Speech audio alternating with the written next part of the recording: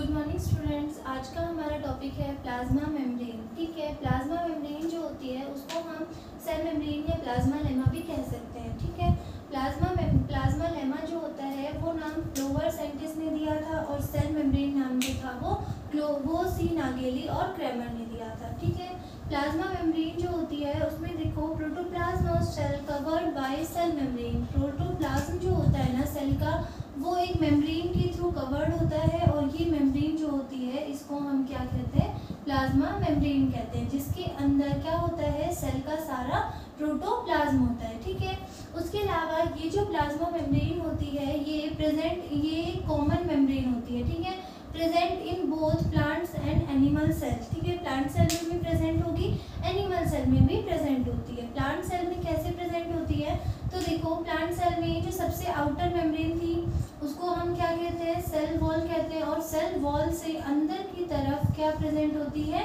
Plasma membrane present होती है। ठीक है, अब उसके बाद जो C Nageli and C Cramer in 1855 name this membrane cell membrane नाम दिया। उसके बाद क्लोवर जो थे उन्होंने प्लाज्मा लेमा नाम दिया। ठीक है, प्लाज्मा मेम्ब्रेन जो होती है वो बिल्कुल थिन लेयर होती है, बिल्कुल थिन होती है।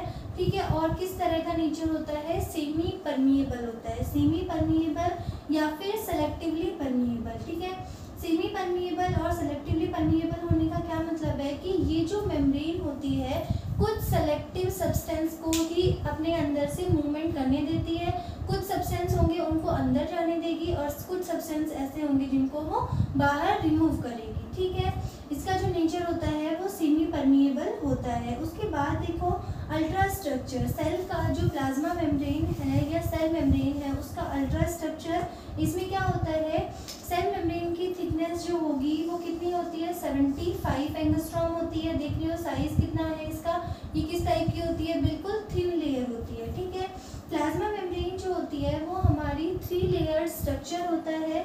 ठीक है, 3 लेयर स्ट्रक्चर होता है जिसमें सबसे बाहर की तरफ होगी आउटर मेम्ब्रेन। आउटर मेम्ब्रेन जो होगी वो किसकी बनी हुई होती है, देखो इस तरह से होता है, सबसे बाहर की तरफ आउटर लेयर प्रोटीन की बनी हुई होगी। इसका जो ये देखो 20 एंगस्ट्रॉम थिक होती है। उसके बीच में जो मिडिल वाली लेयर है वो लिपिड की बनी हुई होती है जो कि 35 एंगस्ट्रॉम थिक होती है। और ये जो सबसे अंदर वाली लेयर है ये भी किससे, प्रोटीन की बनी हुई होती है, 20 एंगस्ट्रॉम इसका साइज होता है। ठीक है, और उसके बाद देखो ये जो plasma membrane is made up of phospholipid bilayer. इसमें जो लिपिड के मॉलिक्यूल प्रेजेंट होते हैं, लिपिड जो प्रेजेंट होता है वो कौन से वाले लिपिड होते हैं, फॉस्फोलिपिड प्रेजेंट होते हैं। ठीक है, और ये जो फॉस्फोलिपिड होते हैं ये बाइलेयर होते हैं। बाइलेयर होने का क्या मतलब है कि फॉस्फोलिपिड की एक लेयर और दूसरी लेयर दोनों इस तरह से एक दूसरे के अपोजिट डायरेक्शन में अरेंज होते हैं। अब देखो ये क्या है, हाइड्रोफिलिक हेड है। ठीक है, ये जो फॉस्फोलिपिड है उसकी स्ट्रक्चर कुछ इस तरह से होती है जिसमें ऊपर वाला हाइड्रोफिलिक हेड होता है। हाइड्रोफिलिक हेड है, it means hydrophilic means water loving होते हैं ये। ठीक है, पोलर होते हैं। लेकिन जो नीचे वाली टेल है ये कैसी होती है, हाइड्रोफोबिक होती है और ये फैटी एसिड की बनी हुई होती है, फैटी एसिड टेल होती है। ठीक है, देखो लिपिड जो एक सिंगल लिपिड का स्ट्रक्चर इस तरह से होता है और लिपिड की जो बाइलेयर होती है वो इस तरह से एक दूसरे के जस्ट अपोजिट इनका अरेंजमेंट शो होता है। ठीक है, एक लिपिड लेयर ये रही, दूसरी ये रही, दोनों क्या करती है एक दूसरे की तरफ इस तरह से अपोजिट डायरेक्शन में अरेंज होती है, बाइलेयर अरेंजमेंट ऑफ फॉस्फोलिपिड। ठीक है, अब उसके बाद देखो ये जो प्लाज्मा मेम्ब्रेन है इसके लिए कुछ मॉलिक्यूलर मॉडल्स दिए गए थे, जिसमें फर्स्ट है सैंडविच मॉडल। सैंडविच मॉडल जो था वो डेनियल और डेवसन ने दिया था। ठीक है, सैंडविच मॉडल में देखो किस तरह का होता है, ट्राइलेमिनर स्ट्रक्चर होता है जिसमें कि प्लाज्मा मेम्ब्रेन जो होगी वो 3 लेयर स्ट्रक्चर होती है। ठीक है, प्लाज्मा मेम्ब्रेन 3 लेयर स्ट्रक्चर में क्या होगा, देखो सबसे आउटर मोस्ट जो लेयर होगी वो प्रोटीन की होगी, बीच वाली लेयर होगी वो लिपिड की होगी और जो सबसे इनर वाली लेयर है वो प्रोटीन की होगी अगेन। तो देखो यहाँ पर क्या होता है, प्रोटीन, लिपिड एंड प्रोटीन इस तरह का अरेंजमेंट होता है जिसमें lipid is sandwiches between 2 protein layers. ठीक है, लिपिड जो होगा वो 2 प्रोटीन लेयर के बीच में सैंडविच होता है। जिस तरह से सैंडविच जो होगा उसमें देखो ऊपर ब्रेड, नीचे ब्रेड और बीच में जो होता है उसकी पूरी कवरिंग होती है, ठीक है। तो देखो उसमें क्या होता है, जो प्रोटीन होता है, प्रोटीन सबसे आउटर लेयर होगी, सबसे इनर लेयर भी प्रोटीन की होगी, और जो मिडिल वाली लेयर है वो लिपिड की होगी। दो प्रोटीन लेयर के बीच में लिपिड जो होंगे वो सैंडविचेस होते हैं, ठीक है। अब आगे देखो कि ये जो स्ट्रक्चर है, ये स्ट्रक्चर किसने दिया, डेनियल और डर्सन ने, सैंडविच मॉडल।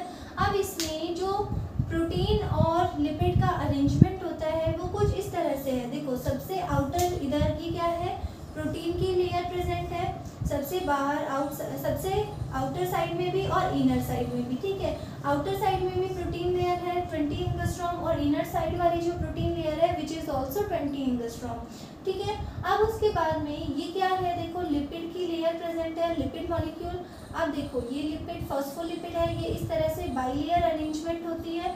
उसके बाद में ये जो लिपिड लेयर है इनका देखो by molecular layer of phospholipid, इसकी ये कितनी होती है थिकनेस, 35 एंगस्ट्रॉम होती है। तो देखो इसमें जो ये वाला हेड है ये क्या है, हाइड्रोफिलिक हेड है जो कि पोलर होता है, लेकिन जो टेल होती है वो हाइड्रोफोबिक होती है और नॉन पोलर होती है, ठीक है।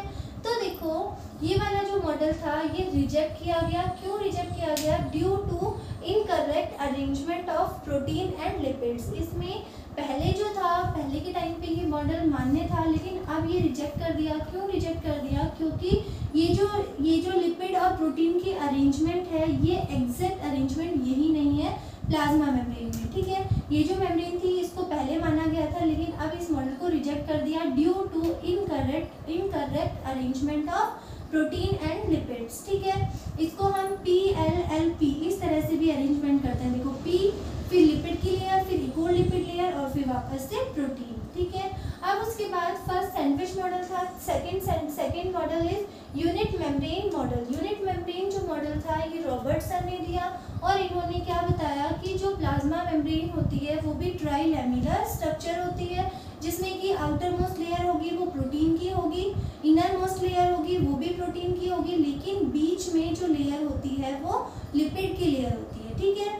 लेकिन देखो सेम मॉडल था, जो यूनिट मेम्ब्रेन मॉडल है वो भी सैंडविच मॉडल की तरह ही है, जिसमें आउटर साइड में प्रोटीन, मिडिल में लिपिड और फिर इनर साइड में प्रोटीन अरेंजमेंट होता है।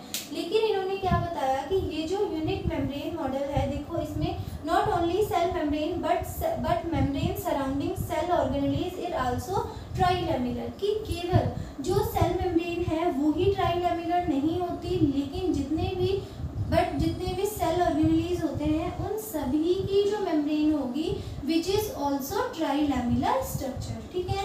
मीन्स जितने भी अपने ये जैसे सेल ऑर्गेनेलीज कौन कौन से होंगे, माइटोकॉन्ड्रिया होगा, क्लोरोप्लास्ट होगा, इनकी सबकी जो मेम्ब्रेन होती है वो सबकी सब मेम्ब्रेन किस तरह की होगी, ट्राइलैमिलर स्ट्रक्चर प्रेजेंट होता है उनकी मेम्ब्रेन में, ठीक है।